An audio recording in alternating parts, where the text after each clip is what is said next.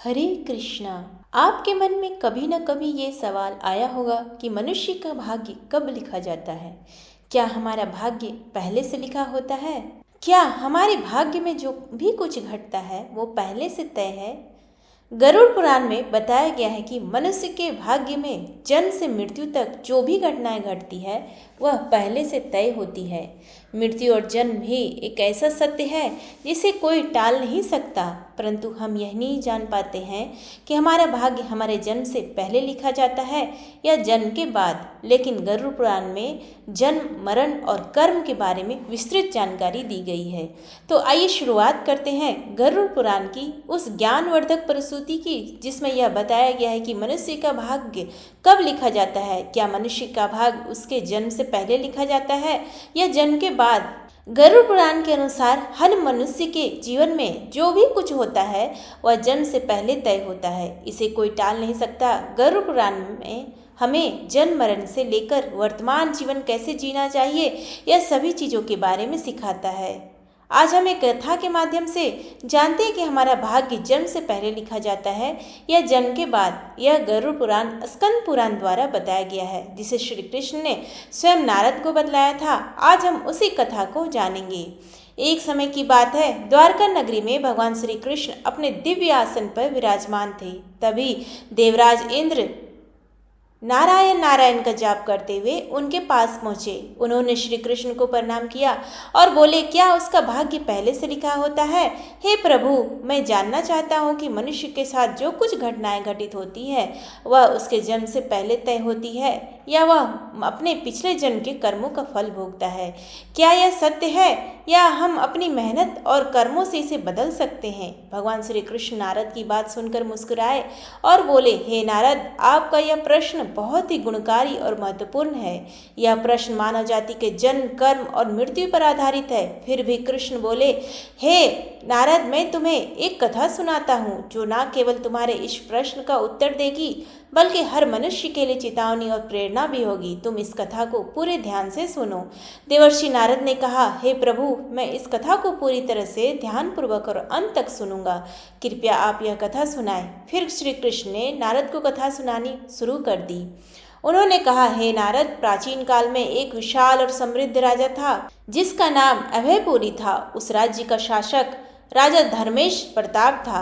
राजा धर्मेश प्रताप अत्यंत धर्मात्मा और न्यायप्रिय था। वह सदैव अपने राज्य की प्रजा के कल्याण के लिए कार्य करता था और धर्म का पालन करता था। उसे भगवान से एक संतान का आशीर्वाद चाहिए था ताकि वह अपने राज्य का कार्यभार किसी योग्य उत्तराधिकारी को सौंप सके। हे नारद, राजा धर्मेश प्रताप और रानी ने कई वर्षों तक तपस्या की। उनकी तपस्या से भगवान शिव प्रसन्न हुए और उन्हें संतान प्राप्ति का वरदान दिया। फिर एक दिन भगवान शिव के आशीर्वाद से रानी गर्भवती हुई। राजा और रानी अत्यंत प्रसन्न थे क्योंकि वे चाहते थे कि उनका पुत्र महान शासक बने और राज्य को सुख समृद्धि की ओर ले जाए। परंतु जब रानी ने पुत्र को जन्म दिया तो वह बच्चा विकलांग और शारीरिक रूप से कमजोर था। उसके शरीर की हड्डियां टूटी हुई थी और वह शारीरिक रूप से अक्षम था। राजा धर्मेश प्रताप का दिल टूट गया। उसने भगवान से यह सवाल पूछा कि ऐसा क्यों हुआ। तब राजा ने भगवान श्री कृष्ण से मिलने का निर्णय लिया और अपने दुखों का सहज करने के लिए उनके पास पहुंचे।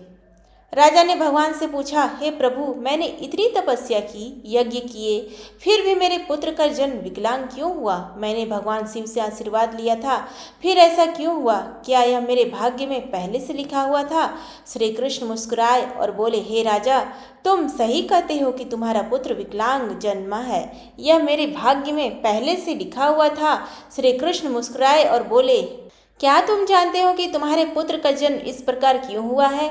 यह तुम्हारे द्वारा किए गए पूर्व जन्मों के कर्मों का फल है। यह तुम्हारे पिछले जन्म के कर्मों का परिणाम है जो तुम्हारे भाग्य में लिखा हुआ था। लेकिन इसका कारण यह नहीं कि तुम्हारा भाग्य पहले से ही पूरी तरह निश्चित था। यह घटना तुम्हारे और तुम्हारे पुत्र के कर्मों का फल है जो उसके पिछले जन्मों से जुड़ा हुआ है। शकित होते हुए पूछा, हे प्रभु, क्या भाग्य वास्तव में पहले से लिखा होता है? श्री कृष्ण ने कहा, जन्म, मृत्यु और जीवन के उतार चढ़ाव पहले से निर्धारित होते हैं, लेकिन जो कर्म हम करते हैं वे हमारे भाग्य को बदल सकते हैं। जिस दिन तुम्हारे पुत्र का जन्म हुआ उस दिन तुम्हें एक विशेष संतान का वरदान प्राप्त हुआ था, लेकिन उस संतान को चुनौतियां मिलना आवश्यक था। ताकि वह अपने जीवन में धैर्य, साहस और पराक्रम को विकसित कर सके। उसका भविष्य केवल उस समय के कर्मों से नहीं बना था, बल्कि यह तुम्हारे पिछले जन्मों के कर्मों का परिणाम था। श्री कृष्ण ने राजा से कहा, हे राजन, भाग्य और कर्म में बहुत गहरा संबंध है। हमारे कर्म ही हमारे भाग्य का निर्माण करते हैं। यही कारण है कि हमें जीवन में अपने कर्मों को सदैव हमारे पिछले जन्म के कर्मों का परिणाम है। यदि तुम्हारा बेटा विकलांग जन्मा है तो यह उसकी आत्मा के पिछले जन्म के कर्मों का फल है। जब तुम एक पुण्यात्मा के रूप में जन्म लेते हो तो तुम्हारे जीवन में कठिनाई और संघर्ष अवश्य होंगे। इस दुनिया में हर आत्मा को कुछ न कुछ कष्ट भोगना पड़ता है ताकि वह पिछले कर्मों को समाप्त कर सके। लेकिन याद रखो, तुम्हारे बेटे के जीवन में जो कठिनाइयाँ हैं वे उसकी परीक्षा है। यदि वह धैर्य और साहस से इन कठिनाइयों का सामना करता है तो वह अपने भाग्य को बदल सकता है। एक दिन वह वही कार्य करेगा जिसकी कल्पना तुमने अपने जीवन में की। फिर राजा धर्मेश प्रताप ने पूछा, हे प्रभु, क्या मैं और मेरा पुत्र अपने भाग्य को बदल सकते हैं? श्री कृष्ण ने उत्तर दिया, बिल्कुल, तुम दोनों ही अपने भाग्य को बदल सकती हो। तुम्हारे बेटे के जन्म के समय जो विकलांगता थी वह इसके कर्मों का फल था, लेकिन उसका भविष्य तुम्हारे अच्छे कर्मों पर निर्भर करता है। यदि तुम उसे साहस, धैर्य और आत्मविश्वास से भर दोगे तो वह अपने भाग्य को बदल सकता है। तुम्हारे अच्छे कर्मों के परिणाम स्वरूप वह एक दिन महान बनेगा और राज्य का भार संभालेगा। फिर भगवान श्री कृष्ण ने आगे कहा, भाग्य एक चक्र के समान है जो कर्मों के आधार पर घूमता रहता है। जब तुम अच्छे कर्म करते हो तो तुम अपने भाग्य को सुखमय बना सकते हो। फिर आगे श्री कृष्ण से राजा धर्मेश ने पूछा, क्या भाग्य निश्चित रूप से पिछले कर्मों से जुड़ा होता है? श्री कृष्ण बोले, हाँ, लेकिन उसे बदलने की शक्ति तुम्हारे हाथों में है। यदि तुम अच्छे कर्म करते हो तो वह तुम्हारे भाग्य को भी सुधार सकते हैं। साथ ही भक्ति, साधना और सेवा से भाग्य बदला जा सकता है। भगवान की भक्ति से ईश्वर को प्रसन्न करके हम अपने भाग्य को बदल सकते हैं। अगर तुम अपने पुत्र को साहस और आत्मविश्वास से जीवन के संघर्षों का सामना करने की शिक्षा दोगे तो वह अपने भाग्य को बदल सकता है। राजा धर्मेश प्रताप ने भगवान श्री कृष्ण की बातों को पूरी तरह से आत्मसात किया और अपने पुत्र को शिक्षा देने का संकल्प लिया। उसने अपने पुत्र को कठिनाइयों के बावजूद साहस और विश्वास के साथ जीवन जीने की प्रेरणा दी। समय के साथ उस विकलांग पुत्र ने आत्मविश्वास और कठिनाइयों से लड़ते हुए समाज में महत्वपूर्ण स्थान प्राप्त किया। उसकी संघर्षशीलता और साहस ने राज्य में उसका सम्मान बढ़ा दिया। कृष्ण बोले, हे नारद, यह समझो कि भाग्य एक निरंतर प्रक्रिया है जो कर्मों के आधार पर बदलता रहता है। जो लोग जीवन में अपने कर्मों को सुधारते हैं और भगवान के शरण में जाते हैं उनका भाग्य भी बदलता है। यह केवल कर्म ही नहीं है बल्कि जीवन के संघर्षों और कर्मों का परिणाम है। फिर श्री कृष्ण ने नारद से कहा, यह कथा हमें यह सिखाती है कि जीवन में जो कुछ भी घटित होता है वह हमारे पिछले कर्मों का फल है। भाग्य और कर्म का कोई निश्चित प्रारूप नहीं है। हमारा कर्म हमारे भाग्य को बदल सकता है। गरुड़ पुराण में हमें सिखाता है कि यदि हम अच्छे कर्म करते हैं, सत्य की राह पर चलते हैं और ईश्वर का ध्यान करते हैं तो हम अपने जीवन की दिशा बदल सकते हैं। फिर श्री कृष्ण ने नारद से कहा, हे नारद, यह संसार कर्मों का दर्पण है। जो जैसा कर्म करेगा वह वैसा फल भोगेगा। मनुष्य को यह ध्यान रखना चाहिए कि माता पिता की सेवा, दूसरों की सहायता और ईश्वर का ध्यान ही सबसे बड़ा धर्म है। जो मनुष्य अपने पिछले जन्म में किसी के साथ पाप करता है, किसी को कष्ट देता है, उसे न केवल नरक में भयानक यातनाएं मिलती है बल्कि वह जन्म जन्मांतर तक उस कर्म का फल भोगता है। लेकिन जो अपना कर्म सुधार लेता है वह इस चक्र से मुक्त हो सकता है, क्योंकि यह संसार एक अवसर है। धर्म, सेवा और सत्य ही मनुष्य का जीवन है। मनुष्य को यह समझना चाहिए कि मृत्यु के बाद केवल उसके अच्छे कर्म ही उसके साथ जाते हैं। यह कथा हमें यह सिखाती है कि हमारे भाग्य पिछले कर्मों का फल है। हर पाप का दंड और हर पुण्य का फल निश्चित होता है। हे मनुष्य, तुम अपने कर्मों पर ध्यान दो, स्वार्थ, पाप और अहंकार को त्यागो, धर्म, सत्य और सेवा को अपनाओ, क्योंकि यही जीवन का सबसे बड़ा सत्य और मार्ग है। श्री कृष्ण ने इस प्रकार नारद को गरुड़ पुराण के रहस्य को बताया। भाग्य निश्चित रूप से जन्म से पहले लिखा जाता है, लेकिन हम अपने जीवन के संघर्ष, सत्य, धर्म और ईश्वर की भक्ति से अपने भाग्य को बदल सकते हैं। गरुड़ पुराण में भाग्य का लेखा जोखा और कर्मों के बारे में उल्लेख मिलता है, लेकिन मनुष्य अपने कर्मों, संघर्ष और ईश्वर की भक्ति से अपने जीवन को बदल सकता है। गरुड़ पुराण हमें सिखाता है कि जीवन एक खेत की तरह है। मनुष्य खेत में जो बीज बोते हैं वही फल प्राप्त होता है। उसी प्रकार मनुष्य अपने जीवन में जो कर्म करता है उसका अगले जन्म में उसी रूप में फल भोगता है। गरुड़ पुराण में श्री कृष्ण कहते हैं कि जब मनुष्य का जन्म होता है तो उसके पिछले कर्मों के आधार पर उसका भाग्य पहले से लिखा जाता है। उस मनुष्य के साथ वही होता है जो उसके जन्म से पहले उसके भाग्य में लिखा हुआ है, जिसे कोई टाल नहीं सकता। परंतु सत्य, धर्म और सेवा से ईश्वर को प्रसन्न कर हम अपने भाग्य को बदल सकते हैं। हिंदू धर्म का सबसे बड़ा धर्म ग्रंथ गरुड़ पुराण है, जिसमें मनुष्य के जीवन, मृत्यु और भाग्य कर्मों के बारे में विस्तार से बताया गया है। यह पुराण हिंदू धर्म के 18 महापुराणों में से एक है। इस पुराण में जन्म, मरण, पुनर्जन्म, कर्म और आत्मा के मार्ग के बारे में पूरे विस्तार से बताया गया है।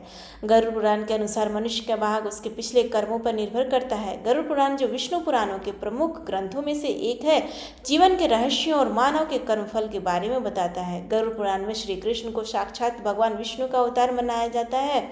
कहते हैं कि मनुष्य अपने जीवन में अच्छे कर्म और सत्य मार्ग पर चलकर ईश्वर को प्रसन्न कर अपने भाग्य में होने वाली घटनाओं से बच सकता है, अपने आने वाले भाग्य को बदल सकता है। गरुड़ पुराण में श्री कृष्ण ने मनुष्य को जीवन जीने के लिए 3 मुख्य उपदेश दिए हैं। इन पर चलकर हम अपने भाग्य और कर्मों को बदल सकते हैं। अपने धर्म का पालन करना। मनुष्य का जन्म किसी खास उद्देश्य के लिए होता है। जो मनुष्य अपने पिछले जन्म में पाप करता है वह इस जन्म में भी उस पाप का भोग भोगता है, क्योंकि मनुष्य के जन्म से पहले उसका भाग्य मरण तक का पहले ही तय होता है। इसलिए गरुड़ पुराण में श्री कृष्ण ने बताया कि मनुष्य को हमेशा धर्म और सत्य का पालन करना चाहिए। इससे हम अपने पिछले जन्म के पापों से बच सकते हैं। ईश्वर की भक्ति से हम अपने जीवन को बदल सकते हैं और ऊंचाइयों तक पहुंच सकते हैं। यह जीवन के एक अनमोल उपहार है, इसे व्यर्थ न जाने दें। सही कर्म और धर्म के पालन से हम अपने जीवन को अगले जन्म में होने वाली घटनाओं से बचा सकते हैं। यह न केवल आपके लिए बल्कि इससे आप पूरे समाज और दुनिया के लिए प्रेरणा का स्रोत बन सकते हैं। माता पिता की सेवा और आदर करना। गरुड़ पुराण में श्री कृष्ण कहते हैं कि मनुष्य को हमेशा अपने माता पिता की सेवा करना चाहिए। माता पिता के चरणों में ही तीनों लोगों का स्वर्ग है। जो लोग अपने माता पिता का आदर नहीं करते, उनकी सेवा नहीं करते, उन्हें न केवल नरक में भयानक यातनाएं सहनी पड़ती है बल्कि अगले जन्म में भी भारी संकटों का सामना करना पड़ता है। ऐसे मनुष्यों को जन्म जन्मांतर तक अपने पापों का भोग भोगना पड़ता है। अहंकार का त्याग कर गरुड़ पुराण में श्री कृष्ण ने बताया कि मनुष्य का सबसे बड़ा शत्रु उसका अहंकार है। जो मनुष्य अहंकार में डूब जाता है वह अपने कर्मों से दूर हो जाता है। जिस मनुष्य के मन में अहंकार प्रवेश कर जाता है वह अपने जीवन को उस ओर ले जाता है जहाँ उसे संकट के सिवा कुछ और नहीं मिलता। ऐसे व्यक्ति को न केवल नरक में भयानक यातनाएं सहनी पड़ती है बल्कि उस अपने जीवन में धर्म, सत्य और परोपकार का पालन करना ही सबसे बड़ा कर्तव्य है। आत्मा की मुक्ति और अगले जन्म में उच्च योनि प्राप्त करने के लिए मनुष्य को अपने कर्मों का ध्यान रखना चाहिए। गरुड़ पुराण हिंदू धर्म के महान ग्रंथों में से एक है। यह हमें हमारे जीवन को सही दिशा में ले जाने का ज्ञान देता है। यह हमें सिखाता है कि मनुष्य का भाग उसके कर्म और ईश्वर की इच्छा का परिणाम है। यह ग्रंथ न केवल जीवन और मृत्यु के रहस्यों को उजागर करता है बल्कि यह भी समझाता है कि मनुष्य अपने जीवन को किस प्रकार सही दिशा में ले जा सकता है। एक समय की बात है, द्वारका के एक कोने में अचानक एक साधु प्रकट हुआ। वह साधु किसी दिव्य प्रकाश से घिरा हुआ था। उसके आने की सूचना स्वयं महल के द्वारपालों ने कृष्ण को दी। उन्होंने कहा, हे प्रभु, एक अद्भुत तेजस्वी व्यक्ति आपसे मिलने आए हैं। कृष्ण ने द्वारपाल की बात सुनी और कहा, उन्हें तुरंत ही अंदर लाओ। जब साधु महल में प्रवेश कर आए तो उनका स्वर गंभीर था। उन्होंने कहा, हे वासुदेव, मैं एक ऐसा संदेश लेकर आया हूँ जो आपके जीवन और संसार की दिशा बदल सकता है। कृष्ण मुस्कुराए और बोले, मैं जानता हूँ कि आप कौन हैं और किस उद्देश्य से आप आए हैं। सबसे बड़े रहस्य को उजागर करेगा। संसार आपके चमत्कारों को जानता है, लेकिन वह अब तक यह नहीं जान पाया कि आप क्यों और किस लिए धरती पर अवतरित हुए हैं। कृष्ण ने उत्तर दिया, संसार को यह जानने की आवश्यकता तब होगी जब यह सत्य उसे मोक्ष के मार्ग पर ले जाएगा। आप बताइए कि वह घटना कब और कैसे घटेगी। साधु ने उत्तर दिया, आपके अंतिम समय में एक ऐसी आत्मा आएगी जो आपके साथ अपने पिछले जन्म का गहरा संबंध रखती है। वह आपसे प्रश्न करेगी और तब आपको उसे अपने रहस्यमय अस्तित्व का उत्तर देना होगा। साधु की बातें सुनकर कृष्ण गंभीर सोच में पड़ गए।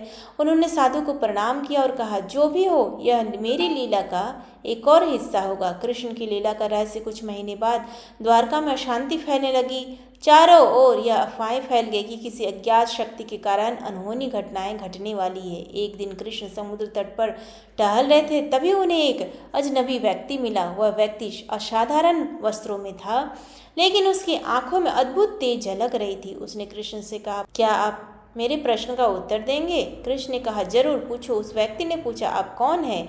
क्या आप केवल एक राजा हैं या ईश्वर का अवतार है? और यदि आप ईश्वर हैं तो आपने इस धरती पर जन्म क्यों लिया? कृष्ण मुस्कुराया और उत्तर दिया, मैं वही हूँ जो तुम समझते हो। मैं ईश्वर का एक रूप हूँ, लेकिन मैं केवल एक राजा या देवता नहीं हूँ। मेरा अवतार इस संसार में इसलिए हुआ है क्योंकि यह धरती, यह रूप केवल एक माध्यम है। असल में मैं हर जीव के भीतर हूँ। मेरा जन्म और मेरी मृत्यु केवल एक लीला है ताकि मनुष्य सत्य को समझ सके। उस व्यक्ति ने पूछा, तो क्या आपका अंत पहले से ही तय है? कृष्ण मुस्कुराते हुए बोले, मेरी लीला का हर भाग पहले से नियोजित है, लेकिन मेरा अंत केवल इस शरीर का होगा। मेरी आत्मा अमर है। कृष्ण की अंतिम लीला। महाभारत की समाप्ति के बाद कृष्ण ने पृथ्वी पर अपनी लीला समाप्त करने का निर्णय लिया। जब उन्होंने एक पीपल के पेड़ के नीचे ध्यान लगाया तो एक शिकारी ने गलती से उनके पैरों में बाण चला दिया। यह वही आत्मा थी जिसने कृष्ण ने उनके अस्तित्व का रहस्य पूछा था। शिकारी ने तुरंत कृष्ण से क्षमा मांगी। कृष्ण ने मुस्कुराकर कहा, यह भी मेरी लीला का हिस्सा था। तुम्हारा यह कर्म केवल उस समय का परिणाम है जब मैंने तुम्हारे साथ पिछले जन्म में वचन किया था। यह संसार एक चक्र है जिसमें सब कुछ पहले से तय होता है। इस घटना के बाद कृष्ण ने अपना शरीर त्याग दिया, लेकिन उनका यह रहस्य कि वह हर आत्मा में समाहित है उनके भक्तों के लिए एक मार्गदर्शक बन गया। यह कथा न केवल कृष्ण के अलौकिक व्यक्तित्व को दर्शाती है, बल्कि यह भी सिखाती है कि उनका हर कार्य, हर घटना और हर चमत्कार मानवता के उत्थान के लिए। गरुड़ पुराण में बताया गया है कि हर जीव का पुनर्जन्म होता है। मनुष्य जैसा कर्म करता है वैसा ही योगी में जन्म लेता है।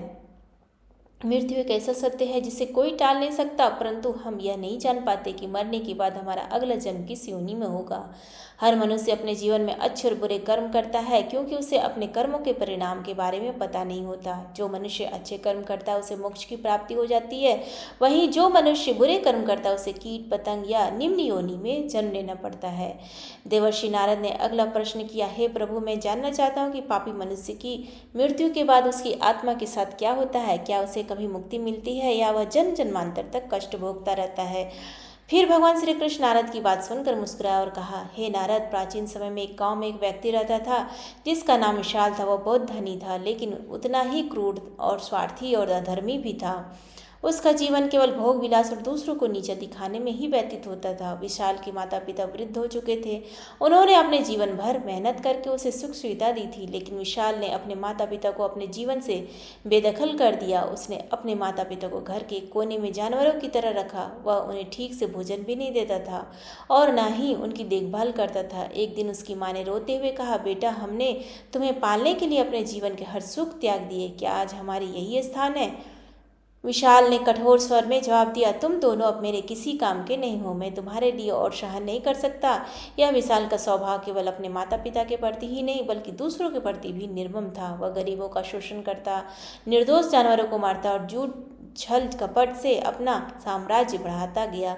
उसे विश्वास था कि उसके धन और शक्ति के कारण कोई उसका कुछ नहीं बिगाड़ सकता। समय बीतता गया और एक दिन विशाल की मृत्यु हो गई।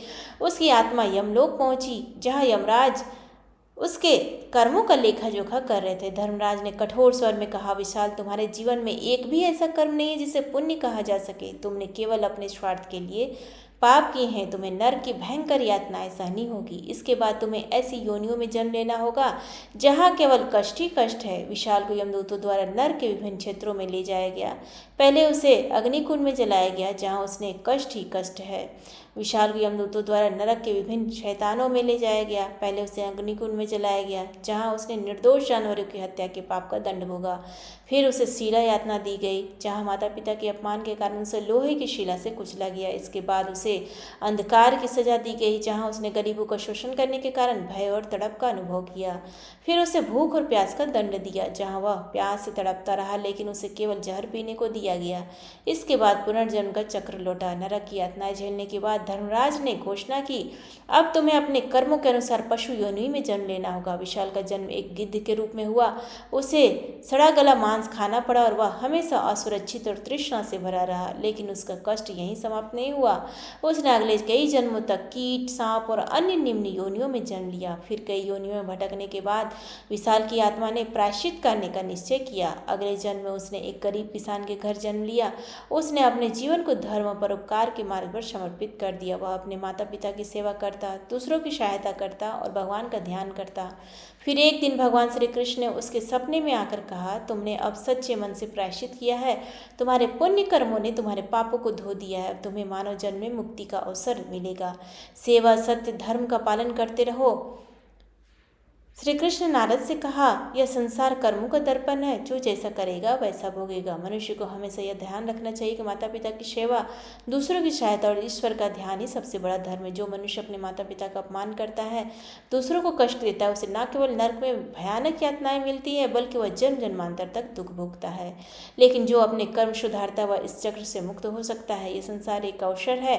धर्म, सत्य और सेवा ही मनुष्य का जीवन है। मनुष्य को यह समझना चाहिए कि मृत्यु के बाद केवल उसके अच्छे कर्म ही उसके साथ जाते हैं। यह कथा हमें सिखाती है कि जीवन कर्मों का चक्र अनंत है। हर पाप का दंड और हर पुण्य का फल निश्चित होता है। माता पिता के चरण में स्वर्ग है। उनका सम्मान और सेवा सबसे बड़ा धर्म है। जो इस सत्य को समझेगा वह न केवल इस जीवन में सुखी रहेगा, बल्कि मृत्यु के बाद भी उसे शांति और मोक्ष प्राप्त होगी। हे मनुष्य, अपने कर्मों पर ध्यान दो, स्वार्थ, पाप और अहंकार को त्याग दो, धर्म, सत्य और सेवा को अपनाओ, क्योंकि यही जीवन का सबसे बड़ा सत्य और मार्ग है। गरुड़ पुराण हमें सिखाता है कि मनुष्य का जीवन, मृत्यु और पुनर्जन्म उसके कर्म के अनुसार होता है। गरुड़ पुराण न केवल मृत्यु के बाद के मार्ग के बारे में सिखाता है, बल्कि यह भी सिखाता है कि वर्तमान जीवन कैसे जिएं ताकि हमारा अगला जन्म श्रेष्ठ योनि में हो सके और हम मोक्ष की ओर अग्रसर हो सके। श्री कृष्ण कहते हैं, हर मनुष्य का पुनर्जन्म उसके पिछले कर्मों के अनुसार तय होता है। गरुड़ पुराण में भी यह बताया गया कि हर जीव प्राणी का पुनर्जन्म होता है, अर्थात हर जीव मरने के बाद फिर से जन्म लेता है। हिंदू धर्म ग्रंथों के अनुसार हर मनुष्य का पुनर्जन्म उसके पिछले कर्मों के अनुसार होता है, परंतु हर मनुष्य जानने के लिए उत्सुक रहता है कि उसका अगला जन्म किस योनि में होगा, मनुष्य के रूप में या कीड़े मकोड़े या कुत्ते बिल्ली के रूप में। यह हमेशा मन में असमंजस रहता है, हम कौन से कर्म करें जिससे हमारा अगला जन्म फिर से मनुष्य रूप में हो जाए। कीड़े मकोड़े या पशु के रूप में कुछ लोगों के मन में यह भी सवाल उठता है कि वे महिला के रूप में जन्म लेंगे। मकोड़े या पशु के रूप में कुछ लोगों के मन में यह भी सवाल उठता है कि वे महिला के रूप में, पुरुष के रूप में या किन्नर के रूप में। गरुड़ पुराण कहते हैं, मृत्यु के क्षण में आपकी अंतिम सोच और भावना ही आपके अगले जन्म को निर्धारित करती है। यदि मनुष्य के मरने के समय मन शांत और ईश्वर के प्रति समर्पित है तो आत्मा उच्च लोकों में जाती है। यदि मनुष्य के मरने के समय मन शांत। गरुड़ पुराण हमें यह प्रेरणा देती है कि अपने जीवन में धर्म, सत्य और परोपकार का पालन करना चाहिए। आत्मा की मुक्ति और अगले जन्म में अच्छी योनि प्राप्त करने के लिए मनुष्य को अपने कर्मों का ध्यान देना चाहिए। उम्मीद है आपको आज का ये वीडियो पसंद आया तो प्लीज़ वीडियो को लाइक करें, शेयर करें और कमेंट बॉक्स में जय श्री कृष्णा लिखना ना भूलें। धन्यवाद।